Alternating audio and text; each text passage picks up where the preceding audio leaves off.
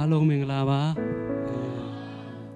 ကိုဒီနေ့တခြင်းချင်မဲ့ကောင်းစရာတော့အသက်တင်နိုင်ရှင်ပါဆိုတဲ့တခြင်းပြပါတယ်ဒီတခြင်းဟာဘုရားသခင်ပေးထားတဲ့တခြင်းဖြစ်တယ်လို့ပြောချင်ပါတယ်